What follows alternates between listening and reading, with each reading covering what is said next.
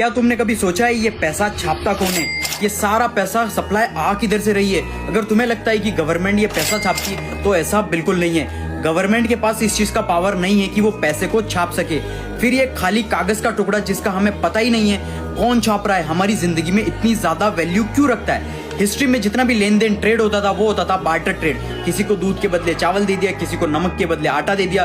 फिर सोने के सिक्कों पर ट्रेड होने लगा क्योंकि सोने के सिक्के कुछ ना कुछ वैल्यू होल्ड करते थे।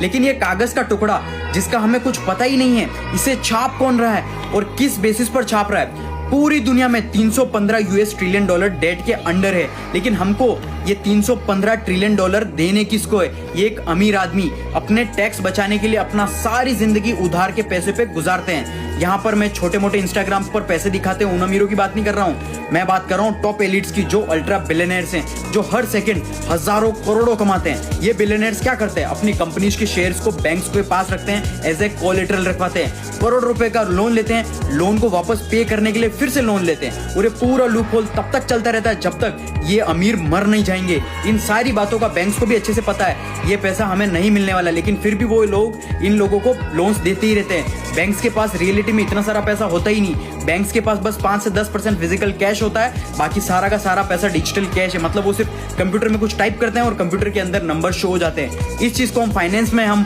फाइनेंशियल रिजर्व बैंकिंग बोलते हैं। ये सारी चीजें बहुत ही ज्यादा कॉम्प्लिकेटेड बनाई गई हैं ताकि कोई गरीब और मिडिल क्लास कभी समझ ही ना पाए। लेकिन अगर तुम थोड़ा सा फोकस करोगे तुम्हें समझ में आ जाएगा कि ये सिस्टम डिजाइन ही इस तरीके से किया गया है कि मिडिल क्लास और गरीब लोग हमेशा इस कागज के टुकड़े के नीचे दबे रहे और टॉप एलिट्स बिलियनर्स उनका पैसा वेल्थ ग्रो करते ही रहे, हर दिन अमीर बनते ही रहे। ऐसा और वैल्यूबल कंटेंट के लिए मुझे फॉलो जरूर कर लेना।